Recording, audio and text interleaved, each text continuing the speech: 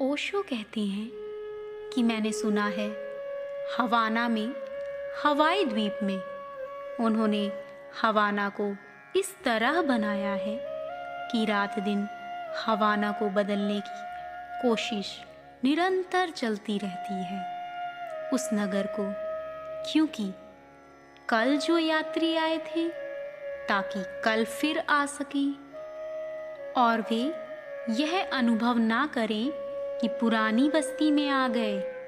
अगर एक होटल में आप ठहरते हैं आज जाकर और कल आप फिर उस होटल में ठहरने जाएं, तो आप पाएंगे कि चीज़ें बहुत कुछ बदल गई हैं।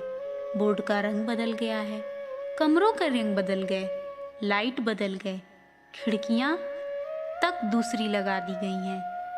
क्यों? ताकि आप यह ना कह सकें कि वही होटल फिर से। अमेरिका जैसे मुल्कों में जो मन की दुनिया में जी रहे हैं, तीव्र परेशानी है रोज नया लाने की। इसीलिए अमेरिका में इतने जोर का तलाक है। पति भी पुराना पसंद नहीं पड़ता, पत्नी भी पुरानी पसंद नहीं पड़ती। हिंदुस्तान में तलाक जैसी बात हमारी कल्पना में नहीं आती। हमने विवाह को शरीर के तल पर बांध रखा है। जिस दिन विवाह को मन के तल पर उठाया, उसी दिन तकलीफ शुरू हो जाती है, क्योंकि मन कहता है रोज नया। वही पत्नी रोज रोज उबाने वाली, घबराने वाली मालूम पड़ने लगती है। वही पति रोज सुबह दिखाई पड़ता है, वह बहुत घबराने वाला हो जाता है। मैंने सुना है एक अमरीकी अभिनेत्री ने जीवन में 32 विवाह किए, और जब उसने 31वां विवाह किया तो 15 दिन बाद पता चला कि यह आदमी एक दफा और उसका पति रह चुका है। इतनी जल्दी जल्दी बदलाहट की थी कि फुर्सत ही कहाँ रही याद रखने की कि कौन आदमी भला कितनी बार बदल गया है, क्या हुआ है। अगर मन के तल पर विवाह को लाया गया तो विवाह टिकने वाला नहीं है। वह क्षण क्षण में बदलने की मांग वहाँ भी शुरू हो जाएगी। और अभी तलाक है, कल तलाक भी ऐसा लगेगा कि तलाक में भी 2 साल लगते हैं। शादी विवाह करो, इसीलिए नए नए प्रयोग वहाँ चल रहे हैं। ट्रायल मैरिज है कि शादी मत करो, पहले ट्रायल करो। अगर ट्रायल में ही उब जाओ तो झंझट खत्म कर दो।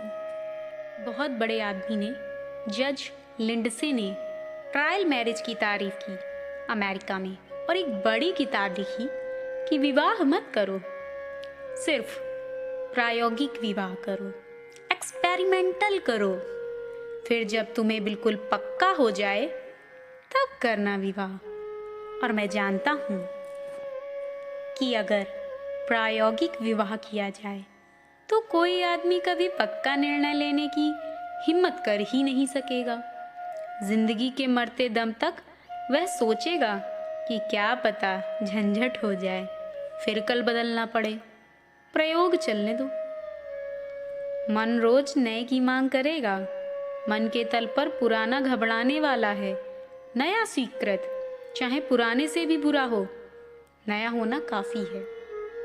शरीर के तल पर नया चाहे पुराने से अच्छा भी हो, तो भी शरीर स्वीकार नहीं करना चाहता, वह इनकार करता है। वह अपनी आदत में जीना चाहता है। मन नए की मांग करता है, चाहे बुरा ही क्यों ना हो। मन नए की मांग क्यों करता है? क्योंकि मन एक क्षण में तृप्त हो जाता है, एक क्षण से ज्यादा नहीं मांगता। मन कहता है बस बहुत है। एक क्षण में झलक मिल जाती है, बात खत्म हो जाती है। इसलिए मन के सारे सुख क्षणिक होंगे। मन का कोई सुख शाश्वत नहीं हो सकता, सनातन नहीं हो सकता, सदा रहने वाला नहीं हो सकता। आएगा और फिर जाएगा, आ भी नहीं पाएगा और आप पाएंगे कि वह गया।